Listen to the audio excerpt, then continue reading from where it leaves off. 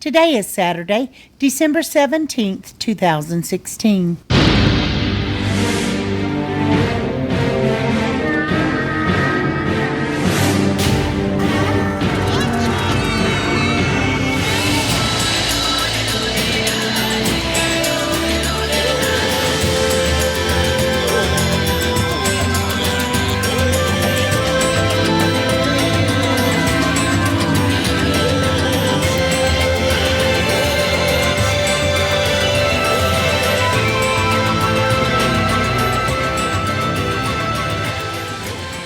Welcome to the Survivor Fans Podcast. I'm Joanne. And I'm Stacy.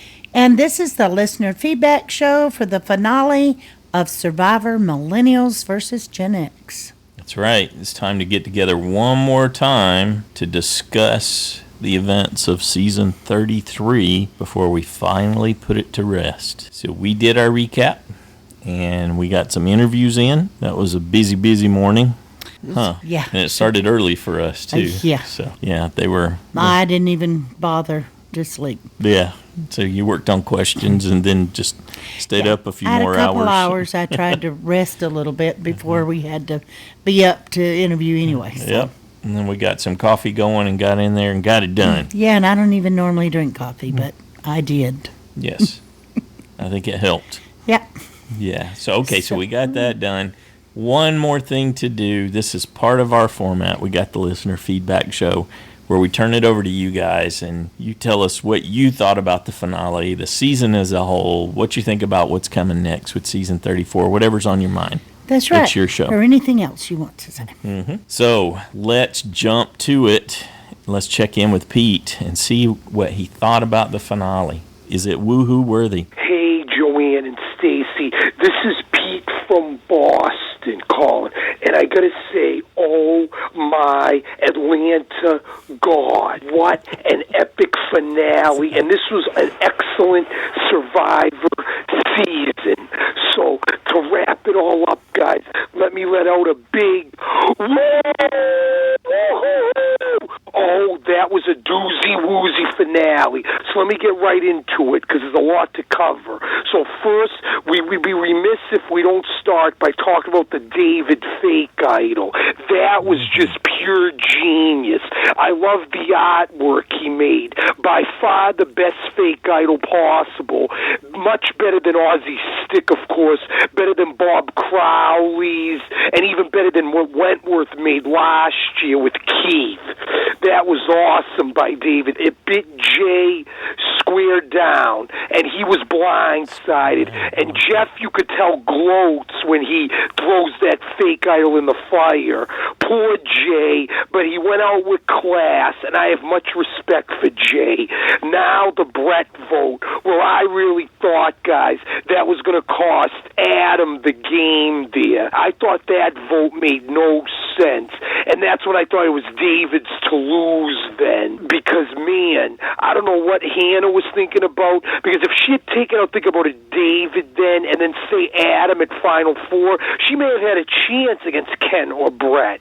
You tell me what you think, but I still can't believe Ken made the big move and got rid of David. And I was a little surprised, guys, that Ken didn't get maybe a couple more votes, because you got to say what's right. He did win 4 challenges, but he didn't make enough relationships. And in the end, Survivor is a huge social game. But you know what? Hats off, guys, to the winner, Adam. I mean, that was just unbelievable. Yes, he didn't make all the right moves. The Maury blind side, he was in the wrong side of the numbers with Zeke and Hannah in the beginning. Made the big move to get rid of Figgy, which you could argue was a turning point for him. And he did place his idol, well, not completely correctly, but hey, he saved Hannah with his idol by nullifying 4 votes, although he didn't really need to, and he didn't need to at Final 5 either, but he had nothing to lose then, and he was on the wrong side of the vote, as you could see numerous times, but you know what, though, at the same time, Adam played very good, and granted, he almost got burnt, by Jay, and the Taylor thing really almost costed him, but you got to give him all the credit for redeeming himself, and he earned it. His mom, I'm praying for him. You know, his mom is looking down upon him, just like my grandparents are, and that was so emotional. I got teary-eyed watching it on TV. Very proud of Adam. He deserved it. And I thought the reunion show was great. Loved that Probst didn't go in the audience. I'm sad this season is coming to a close, but this is one of my top seasons for sure. Now we got game changes coming in the spring. That's going to be crazy. You got Tony, Sandra, Ozzy, Sari, and who knows who else is returning. And Ty, very interesting. And this is Ozzy's fourth time, as is Sari. That's going to be very interesting, guys. So I want to hear what everyone else has to say. Have a Merry Christmas to you guys, and everyone be safe. Woo! All right, thanks, Pete. Thank you. We got an extra woo. Oh, good one. Got a snort out of Joanne. Snort out of me. Yeah. Excellent. Okay, so Pete, you have one question. If it's Hannah versus Ken versus Brett, he probably would have taken it because he had such better social connections. Yeah. Turns out Hannah's game was invisible, but that would be and Ken. significant. Really. Yeah, he was Both too, their games right? were invisible. So Yeah. I think Adam made an extremely wise move. I think that's why he needed to play the idol for her. He needed Hannah and Ken to go with him, because he said that's who he wanted at the finale with him. And so I think he did that really well. Even though he didn't need to do it, he didn't know that. Right. There's no way to know that. So I think he thought it was... She could have made a little better case for herself had she gotten rid of Adam and David if they had been eliminated, but Brett probably would have out-talked her. Yeah, I think he would, and because he's got buddies. He's got lots of buddies. And Had solid friends. Yep. yeah. Yeah, I think Hannah just got off to such a rocky start and had multiple times she had really intense difficulties expressing herself, and that can cause people just to turn your volume off. And I think they might have done that. I think back to that one challenge that Will ended up winning with his hands over his head, not to tilt the bucket over, and she volunteers. She pipes up to tell Jeff, since no one else will, how much it hurts and how much pain she's in, and then she enumerates this list. But she sounded like a 4-year-old. And Okay. I know when I heard her doing that, I just turned her off. And so I can understand that a little better about why the jury may have perceived her that way. Pete, thank you so much. We enjoyed your woohoos, and we enjoyed your analysis and commentary. Next up, we got an email from Tim in Youngwood, Pennsylvania. Hey, Joanne and Stacy. I just wanted to drop a quick note on this last season and add my thoughts. I thought it was a very, very good season, probably a top 10. I didn't think the finale was up to the rest of the season once we got down to Hannah and Ken and anybody else that was given anybody else was going to win. In this case, Adam. But I thought the challenges were deserving of a finale episode. Now, to the thing I don't understand. Jeff kept pumping the Millennials versus Gen X theme all season, but when it came down to it, in the end, it was never a factor.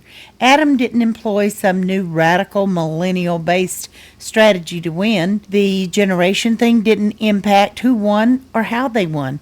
The only generation-based strategy I saw being played was Ken, who played an old-school baby boomer style of loyalty and personal ethics. While I admire this method of play from being a boomer myself, I realize it's virtually impossible to win this way unless you have a great social game and are a challenge demon to go all the way with it. And if you are that good, they will vote you out anyway before the finale. Now, about next season, I will watch it, I'm sure, but I hate returning players. Sari again? Is this like her 9th time? It seems like it. Sierra again? Are we going to be constantly reminded she voted her mom out? You bet. It's already started. It's not like she pushed her out of an airplane without a parachute. Malcolm again? Couldn't they get Rupert to go out and lose another time? Ozzy? The only person to be on more than him is Probst. Ty again? I don't know how much more I can handle of him hugging trees, wanting to kiss castmates, and changing his mind every 2 minutes on who he is voting for. What is the theme of this season? Is it, I blew through all my winnings and need some rent money? Personally, rather than digging up all these people, I would rather see Stacy, Brandon from Cleveland, Drew from Utah, Paul from Louisiana, Rajmi from Australia, Jeremiah, Josh the Plush Moose, and some of the other Survivor superfans go on the show. Hear, hear. That would be a great season. Amen, brother. Belated happy 1000. I wish you and all the Survivor fans who contribute to this wonderful podcast a very Merry Christmas and a blessed and Happy New Year. Thank all you, right? Tim. Thank you, Tim. Enjoyed that. Next up, we got a call from Shea. Hi, Joanne. Hi, Stacy. This is Shea. I won't waste a lot of time going over every thought I had about the finale. It couldn't possibly be done in 3 minutes or less. I'll just say that I absolutely loved it. I loved everything about it. I loved the challenges. I loved the blind sides. I loved the fake idol. I can say that never before in any season would I have been fine with 4 different people winning. Jay, Hannah, Adam, and Ken. If any one of those 4 had won, I would have been fine with it. It was one of the best seasons ever, and I'm really glad to see Michaela's coming back. If I could have had one thing that I didn't get from the finale, it would have been for each of the 3 finalists to have an opportunity there at the end to plead their case. I think Ken could have said some more. I think Hannah might have been able to say some more. I don't know that it would have changed who won, but I still would have liked to have heard what they had to say to try to win the votes. I was heartbroken to find out about Adam's mom, but not surprised. I'm going to miss the show, and I can't wait until March. And I'm equally going to miss this podcast and all the people that call in, everybody from Pete, the first phone call, to Paul, the last phone call, and everybody in between. Oh, speaking of Paul, I'm from Louisiana, too. I've never said where I'm from. I live in Arkansas, but I'm from Monroe, Louisiana. Grew up in Fort Lauderdale, Florida, but have lived most of my adult life in northwest Arkansas in a college town called Fayetteville. Yeah, when I first started calling, I wanted to have some signature like Pete, and I thought about it being aye, because I'm from Louisiana, but I don't live there anymore, so I didn't know if it was appropriate, so I thought about woo, big suey, because I'm in Arkansas now, and then I thought, no, nothing I could come up with is going to compare to Pete, so don't try. I miss you guys already. I can't believe it's over. I'll just have to hang on tight until March. I hope everybody has a great holiday, and I can't wait to hear what everybody else has to say. Okay, you guys and everybody listening, it's been real, and it's been fun, and it's been real damn fun. Okay, bye. Excellent. Thanks, Shay. We'll miss you, too. I think Pete's a genre all by himself. Okay. Next up, we got an email from Carolyn in the Bronx. Hello from the snow-covered Bronx. You may have noticed, at least my ego hopes you did, that my feedback dropped off a cliff towards the beginning of the season. I'm sorry, but I have 2 reasons for it. First, I had a class on Wednesday nights and had to record the show and watch it in the morning or after work the next day, trying to avoid spoilers on social media in the meantime.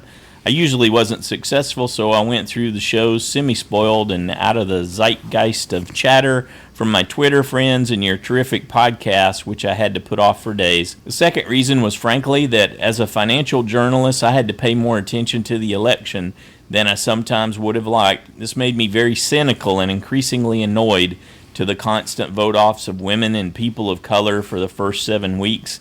6 minority women on the show, and all of them gone before jury. PG said it best in an interview I heard with her.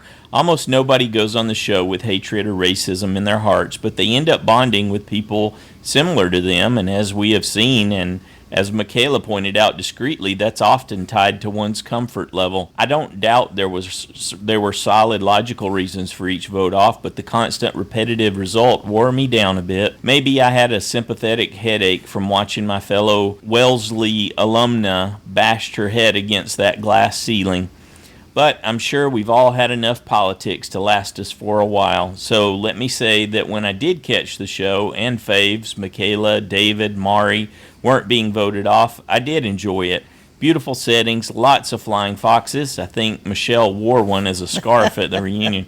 See, I thought that was a dragon, but okay. It is a dragon. Amazing competition sets. I could have done without quite so many challenges where they stood still while Jeff yelled at them, since I mute those comps, which makes that pretty boring. But I was happy to see the variety of winners and how almost every person got a chance to shine and come out as an individual. Sunday, I still can't quite get a handle on. Of the whole cast, Michaela was the overall champ for me. Mari was my original USB and never got to really show her stuff. In one of the final 5, I was cheering for David. However, Adam played a steady and accomplished game, and while I always liked Hannah, he deserved to win with his immunity victories and all. Still haven't watched the whole reunion. Had to turn it off after Adam told us his mother died so soon after he got home, but then I realized that it made perfect sense. Remember Ray's rules I put out after my father died last year? I didn't mention that he died on Easter soon after Mass, the most important one of the year, especially for a faithful Catholic.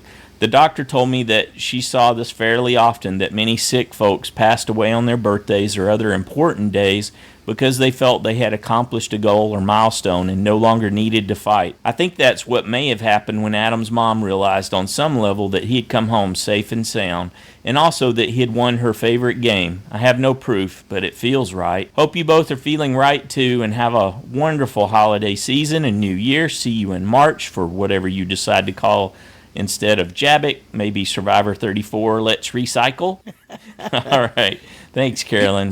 We call with the returnees now. We call it On the Grill. So that's what we'll be focusing on when we come back. Thanks so much for checking back in and giving us an update. It's great to hear from you. Next up, we got a call from Crystal. Hey, it's Crystal from Georgia. I just wanted to call in real quick and say, even though I wasn't the biggest fan of this season, as I said previously, this finale was probably one of my favorites that we've had in a really long time, which is even more funny because I really did not want Adam to win. I know he was having a hard time with his mom, and that was all really sad, but I just really didn't want him to win. But I'm glad that he did for his family, and I'm sure that that really has helped them to heal, to start healing from what they're going through.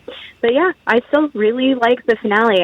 I really liked the last 3 people. I liked how bonded everybody seemed. I didn't think that the jury seemed too upset. Like, they had really good questions and thoughtful, and they weren't. I really enjoyed it. So anyway, thanks for the podcast, and I look forward to getting back and hearing you guys again in March, I think. And speaking of that, I am ridiculously excited about the next season. I have really high hopes for it, which I hope doesn't mean that, once I'm like super hopeful and then maybe I'm expecting too much from it and it'll crash down. But I am super, super, super, super excited. And yeah, so hopefully everybody has a great holiday season and New Year, and we will hear you again soon. Bye. Fantastic. I'm glad that you really enjoyed the finale. I think that's a theme that we're going to hear several times through the course of the listener feedback show.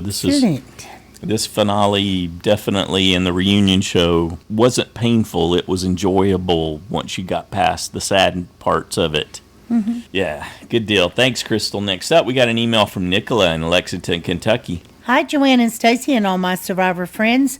Well, another season out to bed. It was definitely one of the best seasons we have had in quite a while, and even the reunion episode was great. I would have been happy with any one of the final 6 winning, well, except for Hannah. So, an Adam win was fine by me. Not so much my JSFL score.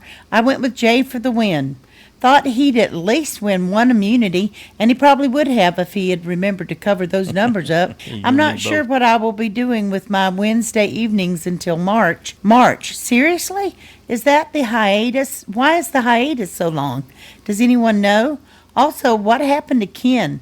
Did you find out why he was a no-show for interviews post-game? I am not a fan of returning players, but it's better than no Survivor. But seriously, Sierra, no.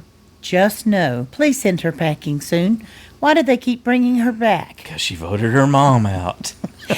A huge thank you to Joanne and Stacy for putting so much into this. You guys are the best. I will miss spending my Thursday mornings with you.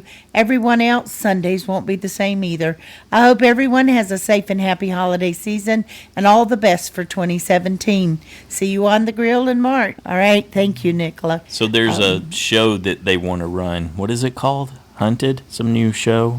Reality show where they have professional trackers try to find these people that they cut loose. That's what's happening in the interim. They're running Hunted. I don't. Does it start this week? Or? Oh, yeah. I can't. No, I don't. That may not be the right title for it. But anyway, there's a show that they're running in between, and that's a part of the reason why it's stretched out like that. But at least they start with a 2-hour, right? They so do. It kind of makes they do up a said they little were bit. coming back with a 2-hour on the 8th. Yep. So it probably only puts them about a week behind, maybe. Yeah, it won't be too bad. Excellent. Yes, we'll what definitely. else did she ask about? Ken. No, we No, didn't. we didn't. I don't know You that said they know. some other folks didn't get him either, right? Some of the big ones like Dalton Ross. And No, I don't think anyone got him on Thursday. Rob and I think Josh Wigler got interviews. And if you're on the red carpet, if you're on you the got carpet, him. you Yeah, got him. He did walk the carpet. Yeah, he did do that, and I did watch that little clip. But he did seem a little upset that Chris gave credit, and he said Chris had revised that and told him he was sorry that had he known, it might have made a difference, but they didn't How know. do you know? I don't know how you can know.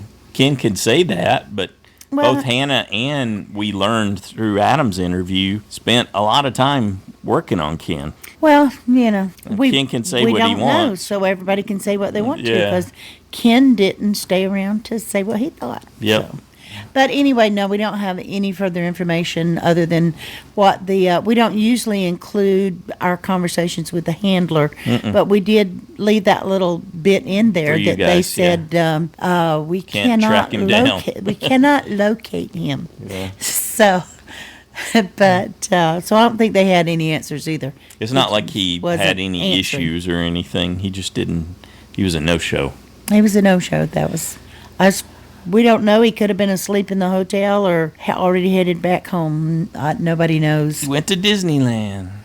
We don't know. Thanks, Nicola.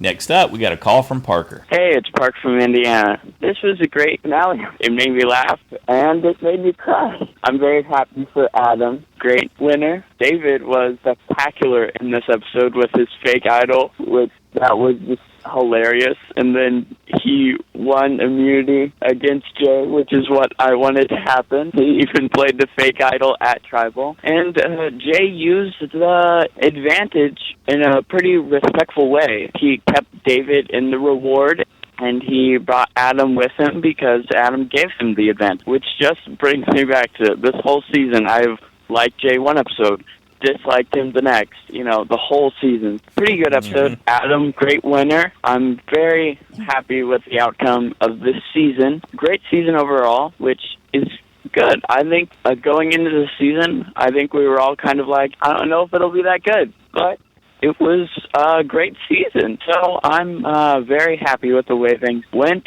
Next season looks fantastic. I can't wait. We got Tony, Malcolm, Sari, Sandra.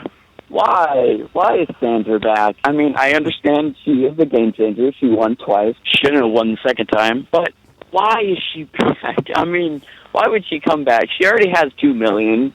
I mean, come on. And then we have Sierra back, and I'm kind of over her too. But, we got Caleb, Beast Mode Cowboy back, and I'm very happy to see him. Ty back. We could have a couple others that weren't announced. So I'm pretty excited for next season. Pretty great finale, great reunion, and see you next season. Excellent. Thanks, Parker. Yeah, I bet you we're all going to be scratching our heads about when we see the full cast list. There's some that are in there that I don't. Oh, yeah. Absolutely did not want to see again, but okay, whatever. Like everyone says, like we always say, it's Survivor, and we'll find a way to enjoy it. What I chose to do is just put it out of my mind. Yeah, and not think about it for now. It's Survivor. Hopefully they'll go early. And if they don't, well, there's only so I didn't many want that to can see go some of early. them last We'll time, talk more about that at the okay, end. don't get me started. Yes. I think that was my fault. Yeah, That's it was not your you. fault. Mm-hmm. Yeah. Thanks again, Parker. Next up, we got an email from JK in Rhode Island. Dear Joanne and Stacy, you might recall that in my Jabbick this season, I used only one factor, annoying or not annoying. I ended up with 4 castaways, Ken, Hannah, Mari, and Michaela. I didn't pick the winner, but I got 2 out of the final 3, and Michaela's going into Survivor 34. Here's the funny part of annoying or not annoying. When I explained what I was doing to my millennial kids, my daughter shrieked, "Mother, you're doing Survivor Tinder." She was right. I was just swiping left or right based on their photos and short bios. I never even listened to their videos. Going forward, I don't have to even say annoying or not annoying. I'm just going to swipe left or right. So while you guys are doing Jabbick, I'm doing Survivor Tinder. It works for me. Thanks, JK. That's great. Oh, excellent. Next up, we got a call from Harold. Hello, Joanne and Stacy and the Survivor fans. This is Harold from Boynton Beach. I'm disappointed with this finale. I don't think Adam was the best to be picked. He was constantly on the wrong side of some of the vote. Like the moment they got out Mari, he was kind of cocky where he did sit back and say a few times how he was on top of the world and, you know, he's the king around here. I understand that him and Jay were kind of having the brotherly love thing, but he was always constantly going after my guy Jay. But I could understand why the jury probably went for him a little bit more because he wasn't Ken. I mean, Ken, yeah, you were good looking and you played a noble game up until the end, but Ken, you were kind of you were kind of pushing, I think, people the wrong way. So I don't think anybody would really give him any vote. Again, Will's problem is Hannah's problem. You can't be a flipper, and you flip-flop too many times, and because you flipped so many times, you became the perfect goat, Hannah, to carry along. I don't know, what do you guys think about my opinion on that? I would love to hear it. I'm disappointed, really, that Dave and Jay both didn't make it to Final 3. I think if they made it to Final 3, we would have had an awesome ending of the show. The other thing I have is, can you tell me, since I don't know about GSFL, how I can sign up to play next year, GSFL, and maybe go over a little bit of the rules or whatever it is so I can learn how to play and where I would go to play so I can be a part of it, because I would really like to do that. I'm already going to be rooting for Michaela for next year's Survivor. I really liked her gameplay through this year, so I really hope she does great. Thank you guys, and I really hope you guys get to talk to David, because and Jay, I would love to hear those 2 interviews. And I can't wait. Have a good one. See you next year, and happy holidays, everyone. Thanks, Harold. Harold got his feedback in early. I don't think we didn't get the interviews out until later Thursday, so he hadn't had a chance to listen to them then. Yeah, and thank you for calling in and sharing that this happens, and certainly I've had a similar experience where the person that I most wanted to win didn't win, and I guess if nothing else, it highlights rather the dramatic importance of the social aspect in the game. That's what it really underlines, and there's many seasons where quite likely the best possible player doesn't get a shot, sometimes doesn't even come in final 6. Yeah. They are the target. Mm-hmm. But I think Harold made the case because he described why Ken and Hannah weren't going to win. Yeah. So, yeah. Adam got there. On some level, Harold understands that, I'm sure. Yes, given what he said. As far as playing JSFL, the website will open probably a week or so before the next season airs. And you can go set up an account and enroll and get ready to make your picks. It's pretty straightforward, and we keep links to the JSFL site. You can go read in the off-season, read the rules, but it's pretty basic week to week. You pick 4 people you're confident, maybe boldly so, like myself. You might want to model your game after mine. Do you have the rules on the website? Yeah, they're there. That Our aren't website or they're linked there. There you can find them from both places. Okay. Right, but you pick 4 people that you're really confident aren't going to get voted off, and you pick 1 person that is. That's the majority of it until the very end of the game. Yeah, just click on official rules because that will explain all of it. There's a couple little quirks, differences at the beginning of the season. You got to pick someone that you think's going to win before you ever see the first episode, right? And then at the merge, you can reset that, and then at the end, you pick the order. But for the most part, it's all about, hey, who's going to be safe and who's going out. That's how you score points. The catch is that you only get 6 safe picks for each castaway. That's it in a nutshell. Thanks again, Harold. Next up, we got an email from Mrs. C in Louisiana. Wow, what a wonderful season. Probably one of the best I've ever seen. I don't know if I enjoyed it more because of you and Stacy or because I got to play with so many Survivor fans. I had a great time this season. Paul from Louisiana and Russ got me reacquainted with Survivor. They even got me to play JSFL, and now I have written in twice to share my feedback. Awesome. I'm like, go girl. You almost want to be Hannah, girl. This season was one of the best, I think. You couldn't guess who was going, even from the beginning. Then the big blindsides. The challenges at the end were awesome. Everyone had a shot. Poor Jay. If only you had covered your board. Maybe your fake idol wouldn't have come into play. Arrogance in this game will bite you. I had Adam to win originally, but chose Brett as my USB instead because I was afraid Adam wouldn't make it to the end. But as the end was near, I picked Adam to win because he played so hard, sometimes too hard, but he got it together and played a great game. His story was awesome. God love him and his family for being so strong. I don't wish to see Figgy play again because I don't think she is as awesome as she does. Tay-Tay either. Oh, I'm with you so much there, Mrs. C. They were probably the 2 worst players except for them and the first 3 that got voted out early. I think everyone else in this game came to play. Paul might have been a player, but who knows. My biggest disappointment this season was seeing Zeke voted off, even though I picked him to go. I'm a huge Michaela fan and am glad to see her coming back next season. Poor baby, probably won't make it too far in the game, but you've got to love her. No take, kiss my attitude. Thanks for everything. All right, and thank you, Mrs. C. Yeah, good job with your feedback. Next up, we got a call from Pat. Hey guys, this is Pat from Springfield, Missouri, and I'm just sitting in a interstate that's shut down due to ice and wrecks and thought I would call in. I really loved the last episode. I really loved the live show. For once, it really felt authentic, and it wasn't too set up and fake with people running up on stage and stuff. I'm glad Adam won. It was crazy tearjerker. I mean, for anybody, even poor Stacy broke up. So I love the season, love the last episode. They were great. And then speaking of loving, I love having Dave and Brett and Jay on your interviews. I could have listened to those guys talk all day. They were hilarious. I could imagine sitting around a bar and drinking beers with them. Oh, my God, it would be amazing. Okay, next season. I guess I'm okay with next season, but I'd like to talk about Michaela.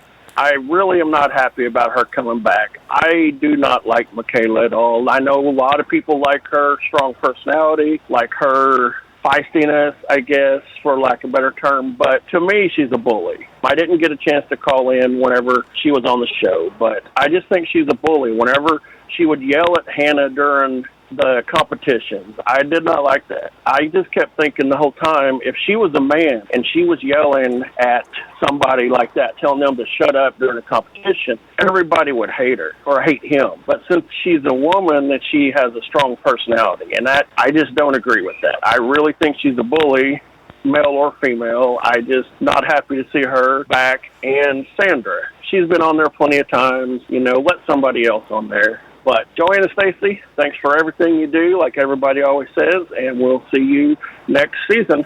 Thanks, Pat. That's nice to get the contrast, the differences there. Yeah, that was pretty hard to watch with those scenes, so I know what he's talking about. To see Michaela try to do that to Sari or Sandra.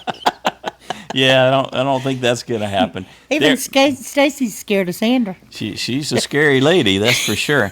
The thing about Michaela... Not really. The thing about Michaela is they're not going to know her. She's coming in with they don't know a big thing problem, right? Because they didn't get to see the season. They started this one 2-3 weeks after the one we just saw.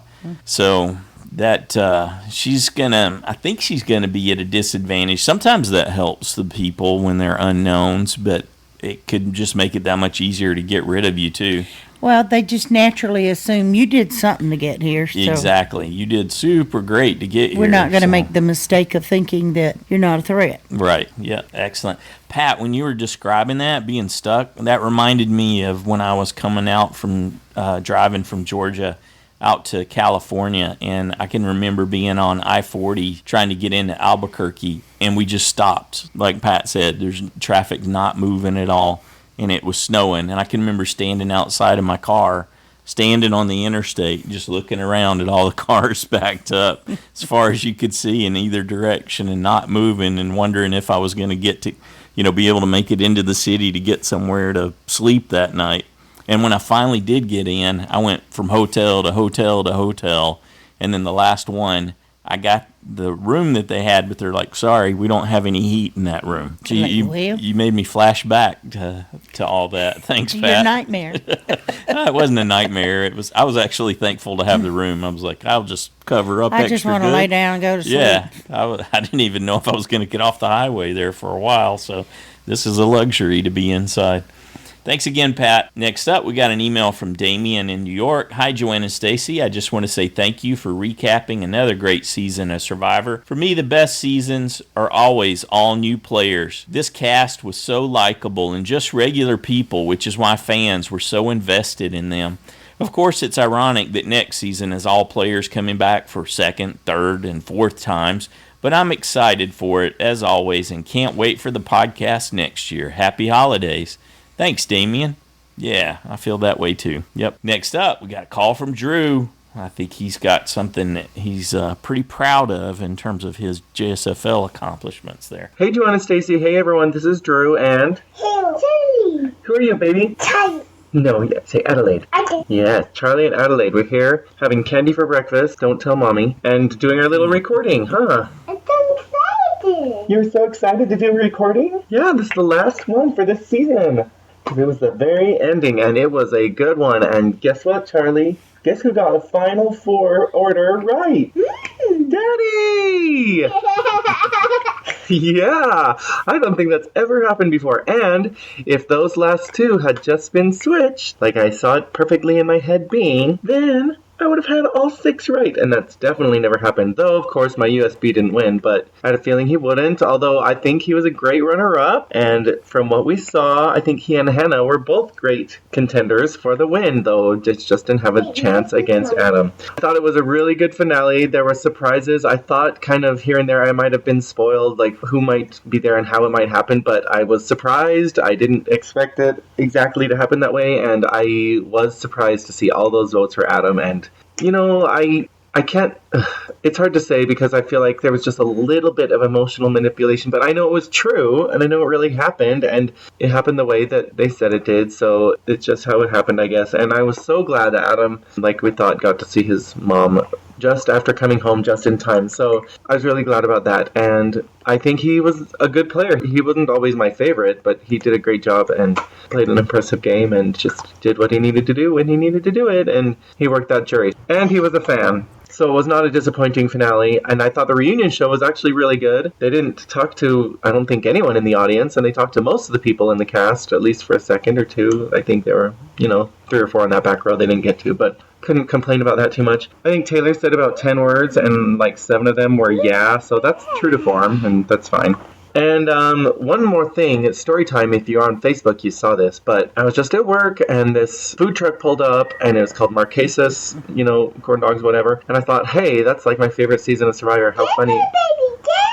And then one of my coworkers looked up the food truck, and it totally was owned and operated by Nalea Dennis. Well, now Nielsen. Anyway, my first ever Survivor crush, I guess it wasn't a coincidence. It was called Marquesas because it was named after her experience on Survivor. Anyway, she was really cool. She was really nice. She was totally there, and we talked Survivor. And she talked me into choosing Adam as my winner in the Final Four. So I really have Nalea to thank for my order, because I was thinking of actually David or maybe Ken. So I just like to say that, my first favorite Survivor player was my good luck charm on this finale. Maybe I'll ask her for my picks in the Jabbik, though.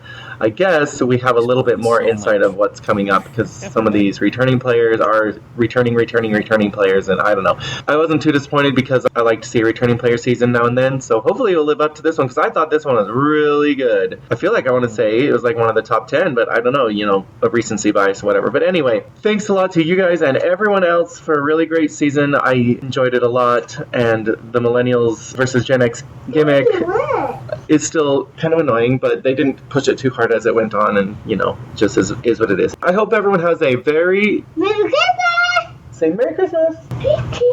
Yes, I hope everyone has a very Merry Christmas, and we'll talk to you in March. Bye! Excellent. So you brought in a ringer. Well, I'm glad you fessed up to that. Good deal. Thanks, Drew. Next up, we got an email from Sandy in Georgia. Hello, Joanne and Stacy, and all my fellow Survivor nerds. I thought this season was going to be a huge bust. I just knew these idiots were just game show newbies who had no clue what they were in for. And I had to pick David as my USB. I was smacking my head in disbelief. Then about episode 3, I was pulled in like a shark to bait. Once again, Survivor had me in its grips. One question, have they already played the new season? Yes. Is this one going to be shown in March? Yes. They better get to it. Yes, they filmed it right behind this one. Yep. As many know, I have started a battle against non-Hodgkin lymphoma. By the time March comes around, I'll be finishing up my chemo treatments and starting my own Survivor story. I have been saving the podcast for my doctor's days, and it's been like laughing with family. So I thank you from the bottom of my heart. Keep it coming. Love to you all, and see you in March, Sandy. And a note, Sandy has given us permission to include a link to her blog for those of you who would like to keep up with her progress or send her a note. Stacy will include that link on our website. Sandy, thank you for the picture of you and Malgal in your Survivor buffs. Yes. You girls look great, and we're continuing to pray for you. Keep you in our thoughts. Mm-hmm. Next up, we got a call from Marla. Hi, Joanna and Stacy. Hi, Survivor friends.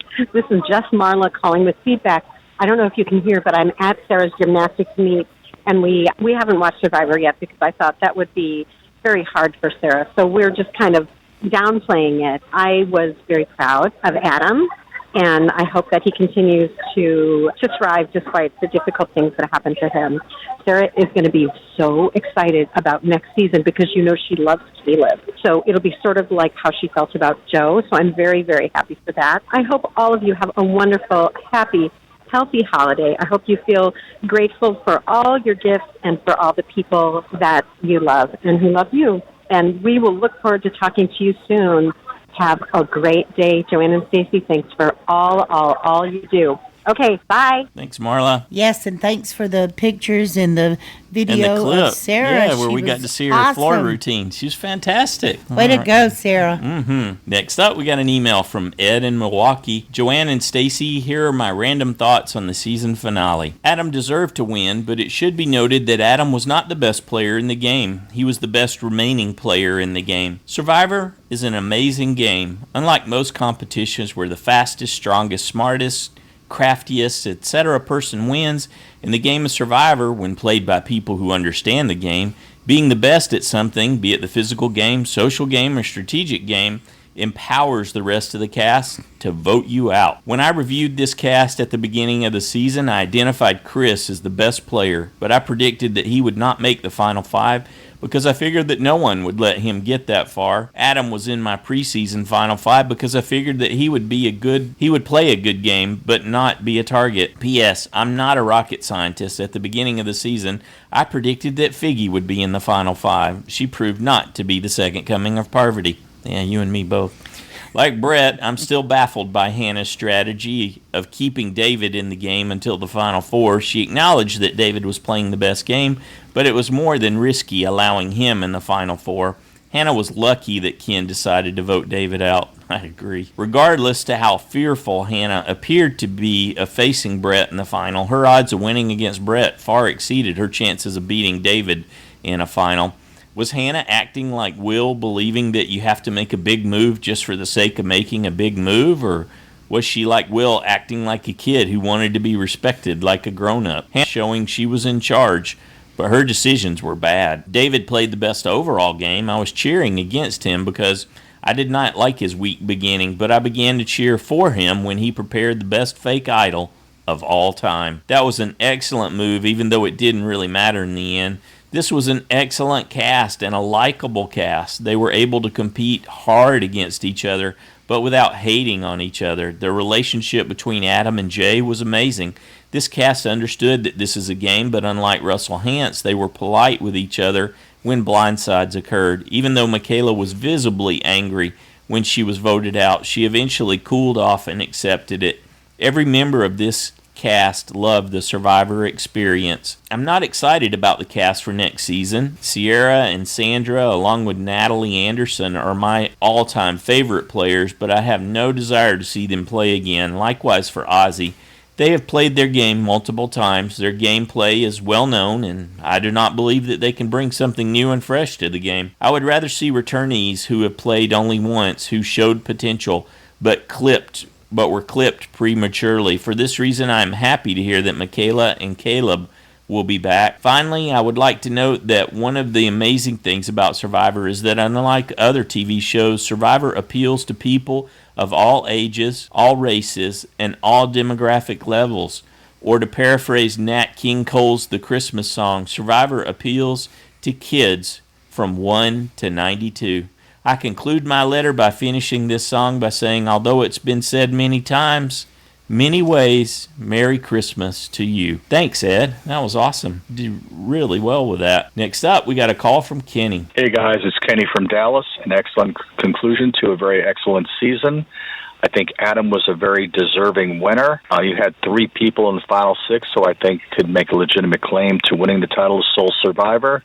Luckily for Adam's sake, the other 2 were eliminated by the time he got down to the final 3. I think that Adam did make a little bit of a blunder, though it didn't bite him in the end because David didn't make it to the end. Because if David had made it to the final 3, Adam had been hyping him up as a real game changer himself. And luckily for Adam, David did not win the final challenge for David. That was $1 million prize that he lost at the very end. And for Adam to play with his head on straight, to have situational awareness in the face of what was going on in his personal life was truly astounding. And I think he could be a better player maybe if he didn't have this hanging over his head. But kudos to Adam, a very deserving winner, nice guy, and a nice cast. This cast was not bitter. The jury did not seem bitter. They gave it to the appropriate person. There was no vindictiveness. And I think that's one of the reasons why Jeff was so appreciative of the cast he had. I think that the reunion show was very good. The fact that the season was so rewarding was the reason I think we did not see any stunts like Survivor pulling a 5-year-old out and saying she had a crush on one of the players, or them using product placement to hype another CBS show. All in all, a great season. No medevacs, no hyping of medevacs. Top 10 show. Top 10 season, I mean. Great season.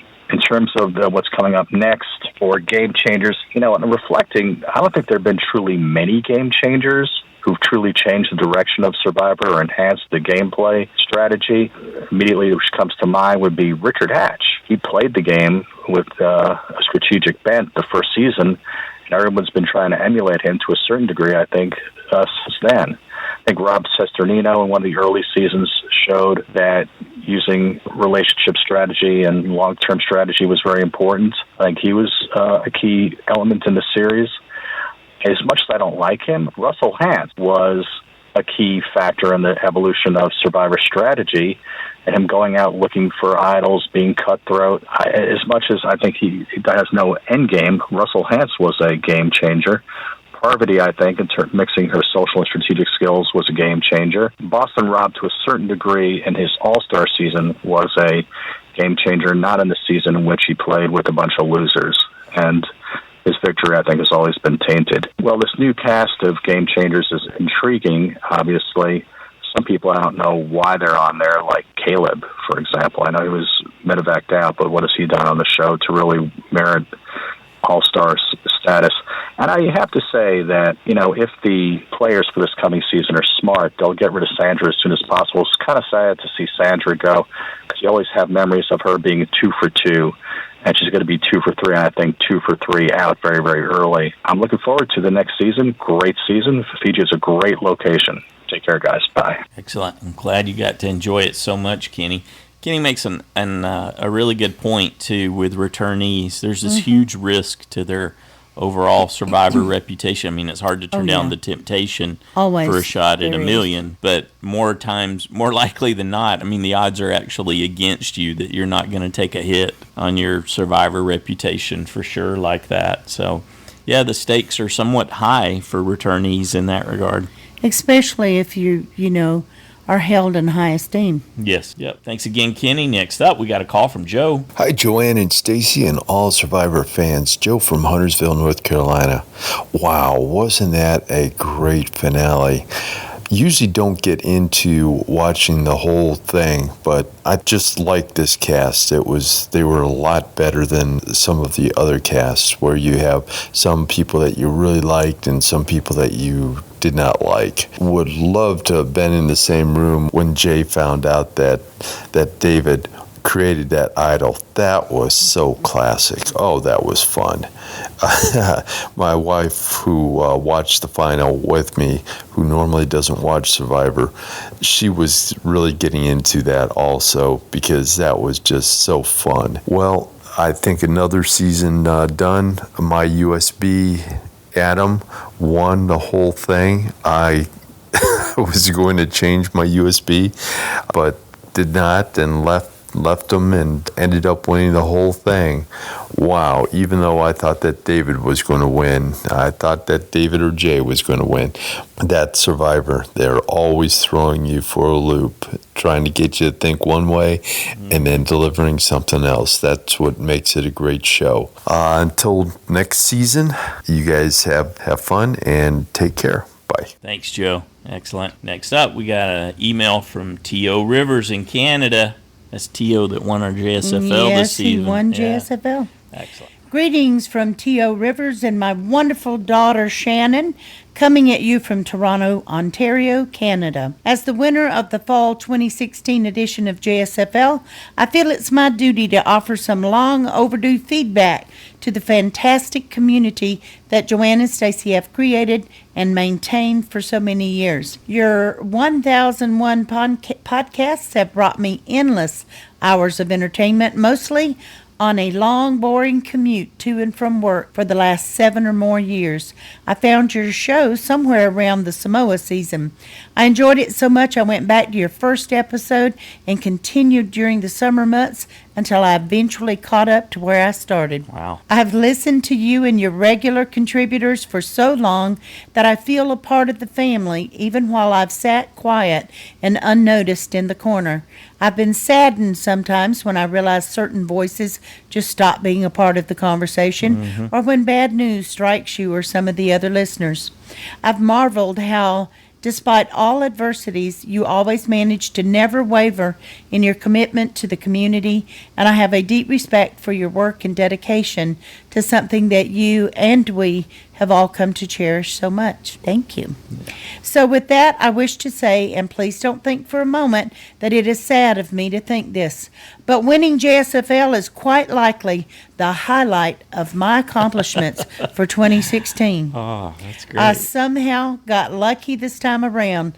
I've been playing since Heroes vs. Villains, and I think this may be just the second time I've actually even had the USB 24 actually come through for me.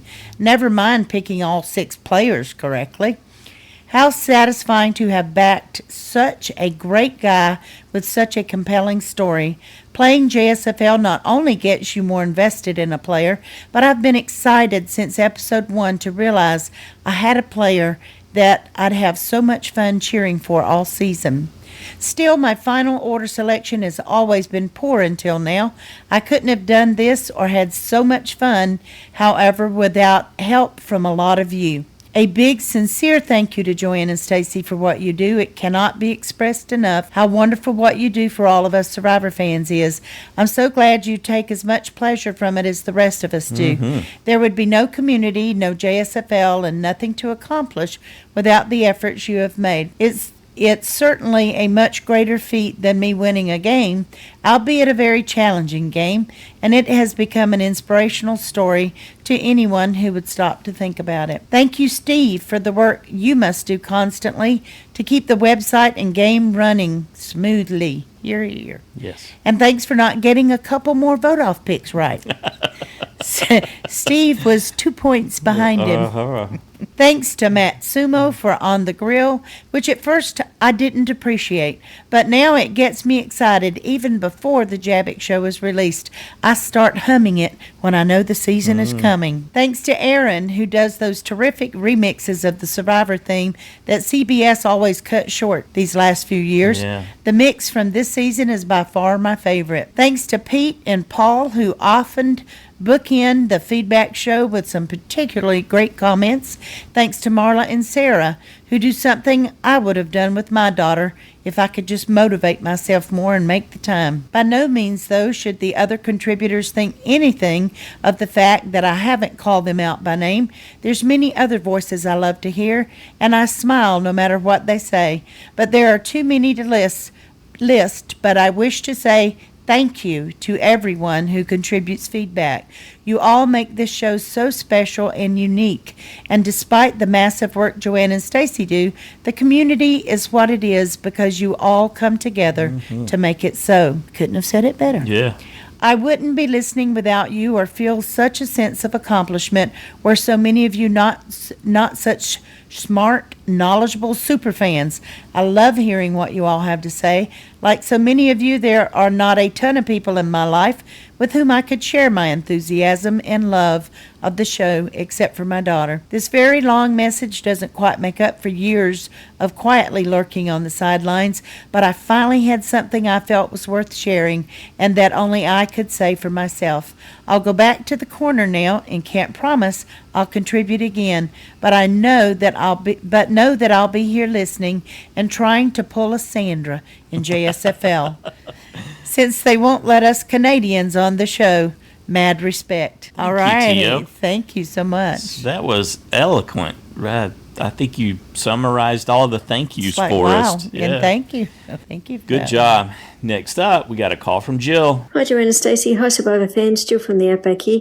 There we go. Another season over. I always think that time goes quicker through Survivor seasons. I was happy enough with Adam winning. I do think he deserved it, certainly more than Ken and more than Hannah as well. But for all the talk that if you take David to the final, then he will win, I just think if it wasn't going to be David, it was going to be Adam. And did Ken really think that he had a chance against Adam? It just seemed to me that he had the chance of his mate getting the $1 million or, this other person that he wasn't anywhere near as close with. I'm not overly sure what I think about him holding back the information about his mum until the end and almost using that as a bargaining chip, as a bit of emotional blackmail to the jury. I think he was going to win anyway, but I don't know, that just seems a little off to me. I really like that this season didn't have any major villains, that everyone seemed to get along. It wasn't a bit of jury at all. I really liked it when Ken wore jeans and boots. Honestly, the man had some dubious gameplay moments, but I forgave him for everything when he had his jeans and boots on. My absolute highlight of the whole finale, though, was the fake immunity that David did and that Jay fell for it hook, line and sinker, and his realisation when he worked out that he'd been had. It was just lovely the way that he handled that. He wasn't angry. He just admired that he'd been got. I think that should have been its own episode. It sort of got lost in amongst the whole finale, where I think that could have been its own standalone episode. When it finished, or when that tribal council finished, I really wanted to listen to podcasts and do my listener feedback. Anyway, I think that's all I have for the whole season. Thanks for everything, Joanne and Stacey. I really love the podcast, as many others do, I'm sure. Merry Christmas, everybody, and happy days. Bye. Thanks so much, Jill. Next up, we got a call from Jen. Hi, everyone. This is Jen in California. Wow, what a great end to a great season. I really think that everyone in the final 6 played hard and left everything on the field in their own way in the finale. Some of the highlights for me was, off the top of my head, the fake hidden immunity idol by David.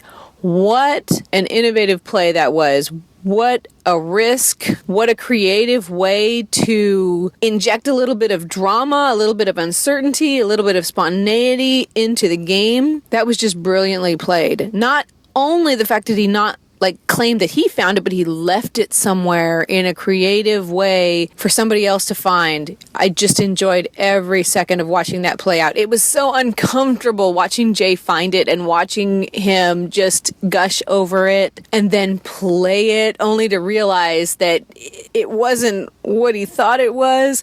That whole sequence was just priceless, just fantastic, fantastic TV. I think that while David was my sentimental favorite to win this season, I really liked Adam's gameplay all season long. He was a consistently aggressive player, someone who never withdrew into the background. He was always an active player, never a passive player, and I really enjoyed watching that. And for me, that makes him just a great winner. I have to say that going into the final tribal council, I would have been okay with any of those 3 winning the game. I really would have been okay with any of the 6 winning the game. Actually, even Brett, I think that we saw, or at least recognized the fact that he had created strong enough relationships to propel him to the end and to a win, that I would have been fine with that. But because each of the final 3 were deserving in their own way, that really made for a fantastic and dramatic final tribal council.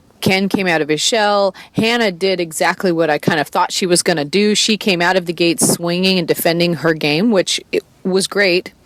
And Adam's story was just so touching and poignant and so impressive that he could keep his composure out there despite the black cloud that was just looming over his head for the whole game. He not only overcame the insurmountable odds of Survivor to win the game, but he really overcame tremendous personal odds to just be there and complete the game and to see it through the end and ultimately come out with a victory. What a great story. I can't say that I was super happy on the night when we watched it because his story is so sad and so touching, but I came away from this season feeling very fulfilled as a fan. And I'm sorry it's over, but hey, we're going to move on, and I can't wait for the next season. Joanne and Stacy, thank you so much. Can't wait to hear everyone else's thoughts. Till next season. Bye. Thank you, Jen. Next up, we got an email from Josh, the plush moose from Massachusetts. Dear Joanne and Stacy, wow, what a packed finale with a deserving winner at the end, followed by a better-than-usual reunion show devoid of 10-year-olds or random celebrities hogging the spotlight, with the final 15 all getting to speak. All in all, it was a satisfying end to an excellent season. This week's observations: David creating and hiding his fake idol to catch Jay was a scene out of a Wile E. Coyote cartoon, though it was Jay who got blown up. Maybe Jay would have fared better if his catchphrase was beep beep instead of boop. Speaking of blowing up your own game, Jay's blunder locked up his seat on the jury. Jay stealing reward and Adam finding the idol were fun, but didn't change anything. I wish we'd seen Ponderosa Brett on TV. That Brett made sense as a social threat. Yeah, that's well said. Jay's arrogant play of the fake idol at Tribal Council and subsequent reaction when he found he had been played was the perfect way for him to leave the game. I screamed no at my TV when Jeff threw David's fake idol in the fire. Me too. I'm sure it would have fetched a pretty penny in the eBay charity auction. What a waste. Ken misquoted the legacy advantage rules, turning his playing it for himself from a strategic move to an accidental gift he received. It cost him jury votes. I think this cast set a new record for calling Jeffrey. Jeff gave another nod to Pat and Vanna by having Ken yell, "Not a participation trophy," as he won the immunity challenge. I loved the time limit on the final challenge. It led to Adam's defensive moves and an overtime showdown. David channeled Richard Hatch by trying to shame Ken into forcing a tie at Final Four, but David's no Richard and Ken's no Rudy. Even though the finale was packed, greedy Josh wanted to see a fire-making tiebreaker. Yeah, I was kind of looking forward to that, too. Even though I was pretty confident what the result would be. When I saw that less than 15 minutes remained for Final Tribal, I knew we'd have a clear winner, so I wasn't surprised by the Adam and the Two Goats edit we saw. Enough with the evolution of the game baloney. Survivor's always been a mix of team building and groupthink. If anything's changed, it's the people being cast and their biases for what constitutes a winning game. I agree 100%. Congrats to you both for passing Scheherazade on the all-time most episodes list. I'm not too excited by most of the Game Changers cast, but at least they didn't include David Sampson. Now, where did you get that from? Why did you go back to him? I had to look him up. I'd already forgotten him. Really? David Sampson? He was the first boot in Cagayan. He's that guy that managed the baseball team. Maybe Josh, I forget. Maybe Josh is a big Marlins fan. But yeah, how obscure. All right. Anyway, that's all I have for this season. Thanks, Joanna and Stacy, for all you do. I can't wait to hear what the other fans have to say. Happy holidays, everyone. See you next year. Thank you, Josh. A delight all season long. Next up, we got a call from Mike K. Hi, Joanna and Stacy, and all you Survivor fans out there. This is Mike K. from SoCal. First, belated congratulations on your 1,000th episode. That's a lot of time and effort and quite an accomplishment. Thank you for all you do for us Survivor fans. Yours was the first Survivor podcast I ever started listening to way back when you started. Second, it's just not the same without Joanna and Stacy at the finale. I think your last finale was season 26, Caramoan, so all us super fans miss you too a lot. Please come next season, which doesn't start until March 8th, so the finale will probably be in June, so start making your vacation plans now. I really enjoyed this season, and I especially enjoyed the cast of the season. They were one of the most fan-friendly casts that I've met. The most fan-friendly was Figgy. She seemed to enjoy hanging out with us fans. Michelle and Jessica Lewis also spent quite a lot of time with the fans. And for the guys, Jay, Brett, David, and Adam were really cool, and Jay is just the life of the party. I had not expected that some of the season 34 returning players would be in town, too. Ozzy is local, but the other 6 on stage, Sandra, Tony, Sarah, Ty, Sari, and Caleb, they were flown in and they were staying at the hotel with the cast of this season. It was cool to watch the super fans of this season geek out meeting those returning players just like us, and Figgy, who was busy getting photos with the returnees like the rest of us. And my dream finally came true this season, that I got to attend a live Survivor finale, and it was everything and more that I hoped it would be. This finale was so good, and to see it live was awesome, and feel the emotion of the audience and the family. The audience reaction was awesome when David's fake idol was played by Jay, and when David was voted out because Ken flipped. I just couldn't believe that happened. I thought we were going to fire making for sure. And when rooting for Hannah, and then they were rooting for Ken, and then they were rooting for Adam during the final tribal council. And finally, the crowd erupted when Adam won 10-0. I was also happy that Jeff only talked to the cast at the reunion. No going out in the audience to talk to kids or random people. I thought this was one of the better reunion shows. When Adam told the story about his mother and said she passed away 1 hour after he returned, the emotional tidal wave that fell across the audience was palpable. Even though I already knew preseason that she had passed away on the day the cast returned, I ended up crying along with the rest of the audience around me. Adam announcing the cancer fundraising on behalf of his mother, Bristol Myers matching $100,000, and Adam donating $100,000 of his winning was a great conclusion to this season. Very positive, and so much better than last season's Sierra crashing the Survivor reunion show. Unfortunately, I did terrible in JSFL this season, picking Mari as my USB 24, and then David as my USB 5, and for the final 6, I only got points for Adam and for Hannah. I'm glad I didn't participate in that side challenge, or I would have been sweating it out at that live finale. Thanks again for yet another great season of podcasting. Looking forward to next season. This is Mike K. from SoCal. Thanks, Mike. It's good to hear from you, Mike. Yeah. I can't believe you didn't tell them that you ran into Kim Spradlin at the studio. Yeah, that too, huh? Sounds like it was a good one. Saw the picture. Yeah, very cool. Thanks for some behind the scenes there. I'm glad you had such a great time and finally got to experience that firsthand in the audience. We miss you guys. Yep. Next up, we got an email from Jack in California. Hi, Joanne and Stacy and Survivor fans. That was quite a finale. I should have gone with my original plan and he sounds like me winning, but instead I put David in the winning spot. Speaking of David, the idol he created was quite impressive. I think it was somewhat of a smart move on his part, and I can't believe Jay fell for it. Did he forget that the idols had a note attached to it? The good part about Jay in this episode was that he stole the award, then tried to convince Adam and David to go to the final 3 together. which could have been an interesting final tribal if that had happened. The legacy advantage was different, but not extraordinary. I don't see how that would have changed anything at that point in the game. All in all, I thought the finale was entertaining to watch, and I am looking forward to hearing what the other fans have to say about the season. As for next season, Survivor Game Changers. Who do you guys think changed the game the most out of everyone that has played? I will talk to you all again in March. All right, thanks, Jack. Well, since out of the ones they showed... Well, I don't think Jack's limiting it to that.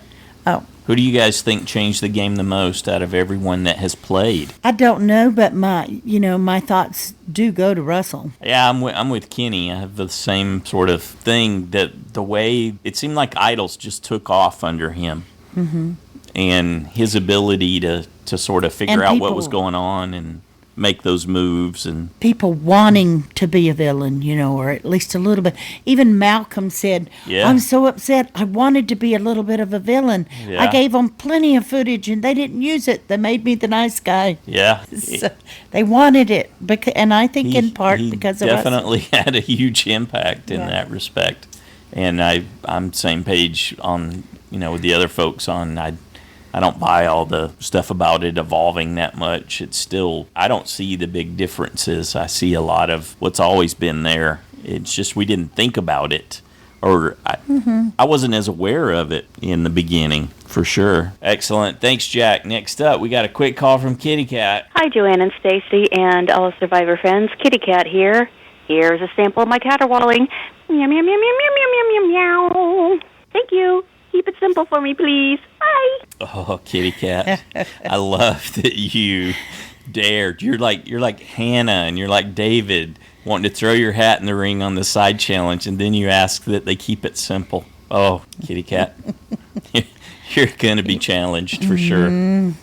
Next up, we got an email from James in Charleston, South Carolina. James and Shannon are the winners of the side challenge that are going to pick that song for KittyCat. James says, what a way to end the season. We've had so many challenges lately. I usually wouldn't bother you guys with all of it, but it helps to put everything in context. We've recently acquired temporary custody of 3 children aged 9, 6, and 4. Shannon's currently in the 8th grade and her brother's off to college, so you can imagine the wife and I thought we were on cruise control with the kids until now. I don't know if I'd forgotten how much work it is to take care of children that young, or if it has gotten tougher because we are older, but there have definitely been some challenges for everyone as we've adapted to our situation. There have also been a ton of demands on the job recently, and I'm constantly feeling extended beyond my limits. Shannon and I regretfully haven't been able to participate in the Survivor Fans podcast this season, but rest assured we've been listening and enjoying all the wonderful people who lift our spirits and help us enjoy Survivor, which many of you know is a strong family bonding experience for us. Even a hurricane evacuation couldn't keep us away from our SFP. That's right. On top of everything else, this season of Survivor hit especially close to home for us. My father was diagnosed with stage 3 lung cancer last spring. We've been living with many of the same trials and emotions as Adam, and while Survivor is something our family enjoys as a bonding moment, oftentimes this season it brought us back to the reality of Shannon's grandfather and his cancer. As Shannon and I sat down to decide our USB this season, the choice was clear.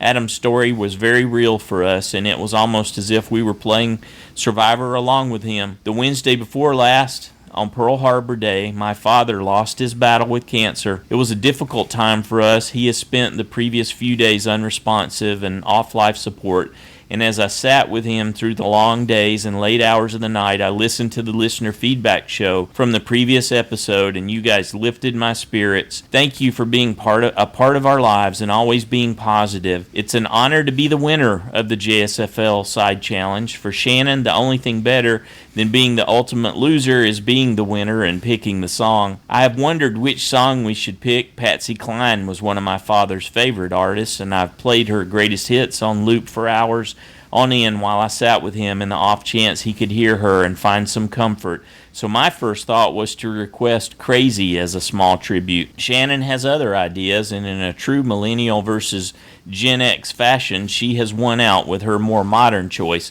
Okay, to be honest, I would let her pick no matter what the season or reason. Shannon is very excited to request Unsteady by Ex-Ambassadors as her victory song. I will confess to some disappointment when we got to the end of the rankings and saw that Stacy just barely pulled his skin out of the fire. But I'm sure KittyCat will deliver just as well. Thanks again for all you guys do. You probably don't know how valuable you are to our community. Looking forward to next season. Thanks, James. Well, there you are, KittyCat. You got that song, Unsteady, to work on. Good luck with that, and we look forward to hearing you in the next season there in the Off the Grill show. And our condolences, Jane. We're keeping you and the family in our thoughts. Absolutely. Thanks for sharing all that, too. Yeah. Next up, we've got a call from Paul. Hey, Paul in Louisiana here. First off, I was happy to see David go, only because it helped me justify dropping him as my USB. It's the wrong reason to be happy, and in all honesty, I think if he were in the final three, it would have been his for the win. I was embarrassed to have him as a USB in the beginning, but at the end of the season, I think I picked a player who grew into the game wonderfully. I'd even consider repicking him if he shows up again. The biggest turning point in this final episode to me was Jay not covering his combination after solving it. Obviously, producers expect some cheating, and having the cloth tells us that it's okay to do so. Me, if I were there, I'd probably not look. Sometimes I'm honest to a fault. Sometimes. And at Final Tribal Council, I loved how surprised and outright shocked Hannah would look when Adam would drop her name in an unflattering way. It's almost as though she thought the end would be a walk in the park. Apparently, she still has some learning to do, but credit where credit is due. Hannah worked Ken, not Adam, so Chris was wrong about that. And for some reason, I'm just not a Chris fan. I felt he was trying to grandstand in the end, and wow, he looked miserable every time we saw him while in the jury, and even at the reunion show. He's got an incredibly stern resting face. So there's Adam, who played his game all over the map, frantically rushing here and there in every episode. Let's face it, Adam didn't have great gameplay, but he did have very good recoveries. Lots and lots of them. I was very happy to see him win because I just didn't see Ken do all that much. He was always the underdog, but he never had a target on his back like Adam did. If Ken won, I would have been okay with it because as an underdog he made it to the end. But there was never an urgency to his gameplay. He was always laid back in that somewhat spooky way. I don't know, just talking about this makes me think that even Hannah had more life in her game. Ken got visibly upset when he insisted that it was his decision, not Adam's, to get rid of David, which just reinforces how important it is to have a strong social aspect to your gameplay. Ken had very little of that. Still, I was shocked that he got no votes whatsoever. I would have bet money on Jessica throwing him a vote, which is why I had him as second place in my JSFL vote-offs. I honestly believed that it was Adam's story that changed her mind. At the risk of sounding like I have a heart of stone, this season's ending proves that you should never let someone with a sad story get to the end. And Jay, I have to say, won me over. He's young, he's got a lot of growing to do, but there's some solid foundation to build on there. Okay, so I'm generally the last listener voice in this podcast, so let's all agree that this is the last time we ever hear the term trust cluster. I completely understand why it sets Brett off so much. And in ending this, I just want to give huge thanks to Joanne and Stacy, as well as a major shout out to Steve, who makes the JSFL so easy to play. I've got a bunch of students who are now involved in the JSFL, with even more wanting to play next season. Again, I just want to make sure Joanne and Stacy, as well as Steve, gets a big round of applause. That said, I'm still holding out for a ukulele rendition of Poker Face. Everyone enjoy the holidays ahead, and please be safe. Joanne and Stacy, have a very restful and enjoyable few months off. Me, I'm going to listen to this season's Jabbick again because it's always a blast to hear it after the season's been played out. Thanks so much, Joanne and Stacy. You're the very bestest. Bye now. Excellent. Yeah, we love you, Paul. Yeah, thank you, Paul. Thanks for wrapping us up there. We want to say a huge thank you to everyone who took time to send in your thoughts about Season 33 and about Season 34. We also want to give a big thanks to Doris in California, Ed in Milwaukee, and Erica in Australia for your donations.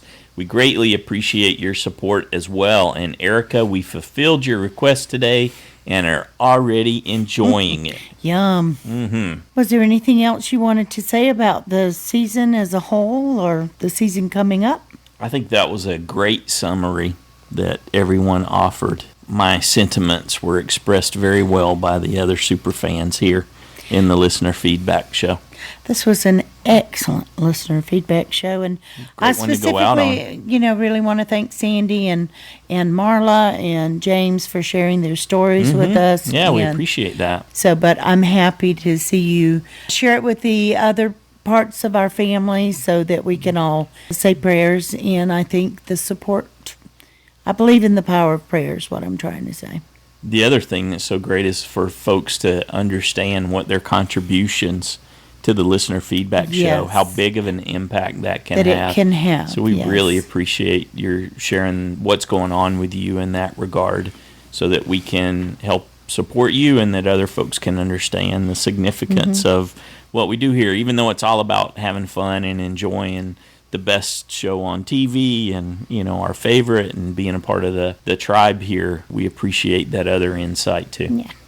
And you're all important to us, each and every one. As for next season, I'm not going to think too much about it right now. I'm just such a big That's fan kind of where I'm at. of new casts like this one, and this one just delivered so well. I wasn't sure when we were doing the Jabbick show, but yeah, we're here at the end, and it turned out just magnificent, even though that's got to be the all-time saddest finale that we've ever been through. On the whole, this season was really good. I'm not saying it's the best season that we've ever had, but I just I can look back over the last few months, going back to September, and just thinking about how much we were enjoying every episode as we went through here. Absolutely. And all the insights and the deep analysis that people were offering and helping us look at things different ways based on their own life experience. I had a blast with the season, even though there's definitely some folks in this cast that didn't understand the game. They weren't fans. They were